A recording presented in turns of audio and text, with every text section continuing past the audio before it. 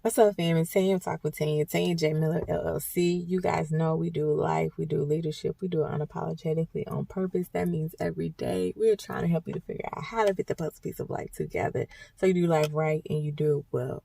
So I've been talking to you guys, and I hope y'all had a great Christmas. I hope that you remembered what the reason is for the season, and it was the sacrifice of God to send His only begotten Son for us, right? I hope you remember that and you wasn't caught up in the gifts and the gift giving and all of that and the hoopla and the food that you was gonna eat.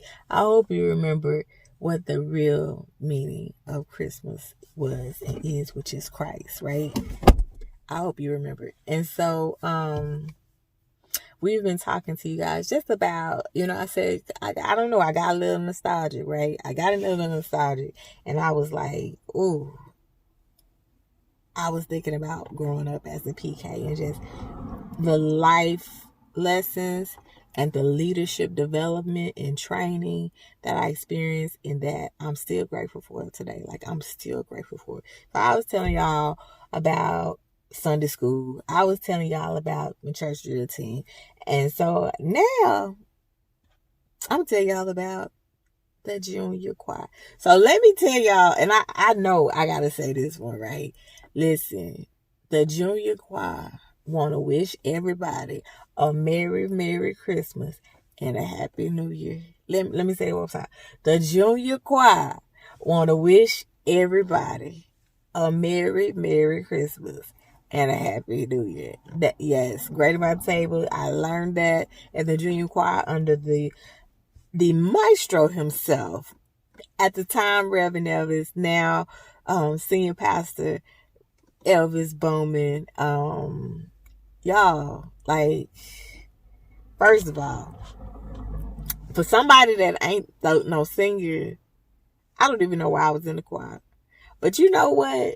Sometimes when you just love and you have a heart of worship and praise, they can make it work. Now, I ain't say you was going to be on the praise team, but they can make it work for you to be on that choir.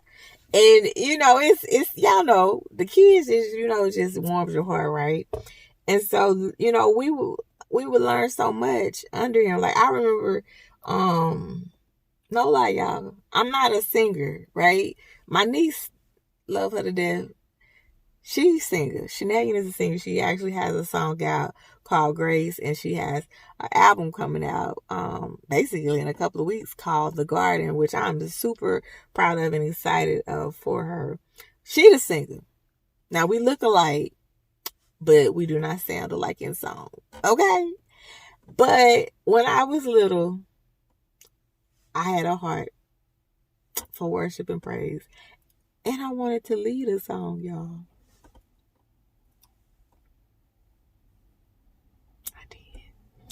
And it was so much so I wanted to lead a song that I think I had got emotional in choir practice. And Reverend Elvis ended up finding out. And he made it to where I kind of didn't sing it, but I kind of like rapped it, robed and read it. I wonder, do you remember that, Reverend Elvis? Nearing my journey's end. That's how you know this is an impact. I'm packing up for my city. I want to know will you meet me there. I wrote the. I still know the words. So y'all, listen. Are y'all following me? I still know the words to this song that I wasn't even supposed to be the leader on, but he saw my heart and my desire to just praise and worship God and to be a vessel, and they let me also lead. Now Kim, yep, y'all, the Robson family, y'all can sing. And so she sung I guess you could say verse 2 and every other part in between, right? But they let me do my thing, right? And so as I think about it, it was for real training ground, because it taught me, just a lot. It taught me of, failure. It taught me of not being the one chosen, but how to deal with adversity. It taught me how to still, fight, still know that this my heart, it's in me, and I listen. It taught me a lot, and it taught me the respect of people that see the gift in me, right? And so, y'all, This was the junior choir. And I said later my dad started his own church. Well, fam, the girl stayed in the choir. Deborah Bell, awesome woman of God. Even Reverend Elvis would still come, and he also helped. For some odd reason, musicals was hot back then, and we would have musicals, and Deborah Bell and Reverend Elvis would come, and they would help. Well, somehow, your girl still always ended up with a song. But I remember I told you I wasn't a singer. But it was my heart of worship. It was my heart of praise. It was my heart just to be a vessel, to say what thus saith the Lord. I've been doing this for a long time, y'all. A long time.